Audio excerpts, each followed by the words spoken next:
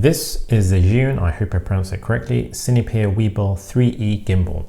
It's compatible with a whole host of cameras, can take a max payload of 3 kilos, has an operating battery life of a whopping 16 hours. You can mount the camera in portrait mode for all you portrait mode shooters out there. Plenty of gimbal modes, all this in what I think a very compact and travel friendly form. What's the stabilization like when using this, and what do all the buttons do? How are the ergonomics, and can it take the weight of a Sony ZV-E1 with a hefty lens? Well, in this video I hope to answer some of those questions and share my overall thoughts of the gimbal. But before I go any further, I just want to say thank you to Zhiyun for sending this gimbal for me to test. They haven't told me to say anything, and this is my own honest review of the gimbal. So what's the stabilization like? Well, in my various testing, whether I was walking at a steady pace, fast walking, or a light jog, I think the gimbal does a pretty good job in stabilizing the footage. You may see some bobbing at times, and this is just me casually holding the gimbal, walking, and not caring too much about getting the smoothest of footage.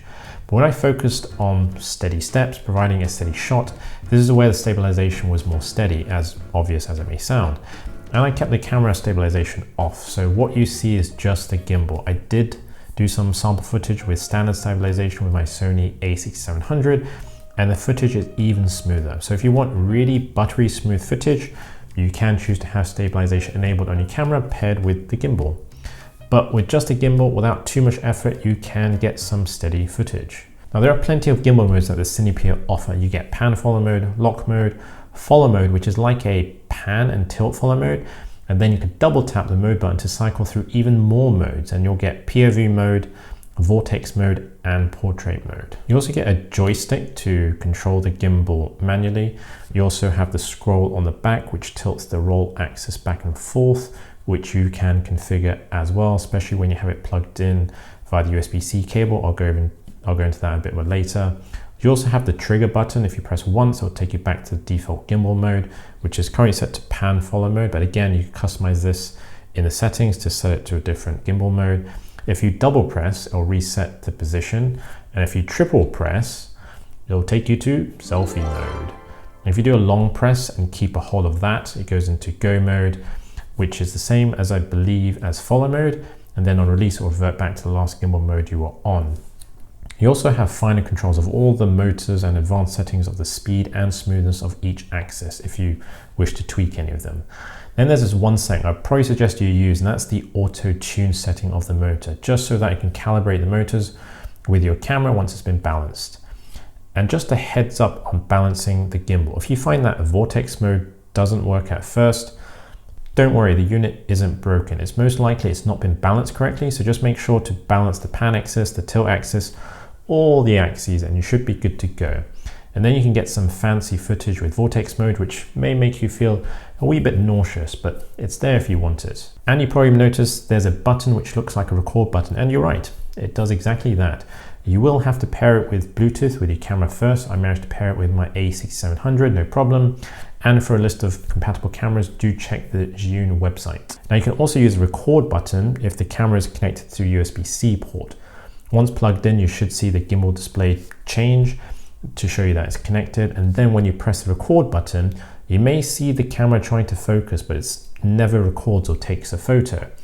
Don't worry, this is the half press mode when the camera tries to focus. You have to really press hard to initiate the recording. Then you have the other USB-C port on the other side, and that's for charging the gimbal. And if you're wondering if you can charge it whilst you're using it, you can. I've used the Anker Nano 30-watt power bank, and it's not the most ergonomic use, but in a tough situation, it's there if you need it. Now the Zhiyun website says the gimbal could take a payload of 3 kilos. Now I don't have a camera lens combo of 3 kilos, but I do have a Sony ZV-E1 with a small rig cage and a Sigma 24-70 zoom lens, which is a really heavy lens, and a UV filter. And all that comes to just over 1.4 kilos. So that's just under half the maximum weight it can hold, and the gimbal seems to handle it quite well. Now it's great, you can also switch to portrait mode with a single plate that is provided by Zhiyun, but something to be aware of when it comes to balancing in portrait mode. The release plate can get in the way when it comes to tightening one of the levers. It's not the end of the world, you have to slide the plate back and then you'll have room. It's just not as convenient as you hoped. But depends on how much you'll be switching between portrait mode and landscape mode. Now you can also connect the gimbal to the ZY-Play app. I did have some issues initially connecting to it, but I found that once I paired the gimbal with my phone first with Bluetooth, so not using the app, I was then able to connect the app and link it to the gimbal. Then you can control it remotely and do some fancy remote things with it if you so please. Oh, and I also have the Falcam 22 quick release plate thingy. It's not a must, but it makes it easy to detach the camera from the gimbal when you're not using it. There is a larger Falcam plate, the F38. I don't have that yet, it's on the way, but I think the larger one probably makes it easier to attach and detach. Overall, I think this is a pretty solid gimbal. It's a basic gimbal with a few fancy modes like vortex mode and portrait mode. There is one improvement I would like, and you'll see there are ruler markings all over here and here. And this is really useful because when it comes to balancing in the gimbal, you can see your markings and how much you can move it. Would be nice if there was a ruler just along this axis, because when you detach the sliding plate off the gimbal, when you're traveling and portable, and when you put it back on, at least you can know roughly where that marking was. Just a small suggestion or improvement. Either way, I think you get quite a lot of value for money for around $200, $250. Sometimes the Zhiyun website does have offers, so you may be able to get a discount yourself.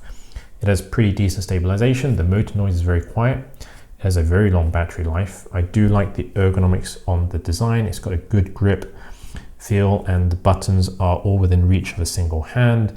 And the fact that you can customize the buttons to your liking and tweak the motors and smoothness. I think it's relatively portable, especially when you detach the tripod mount and position the tilt arms or the axes in a more compact form, and then you have a pretty portable device which will fit most bags. And I think it'll be useful for a variety of applications to give a professional feel, whether it's content creation, short docu-series, and even just for some panning shots of B-roll footage. All right, I hope you found it useful, entertaining somewhat. Thanks for watching. I'll see you in the next one.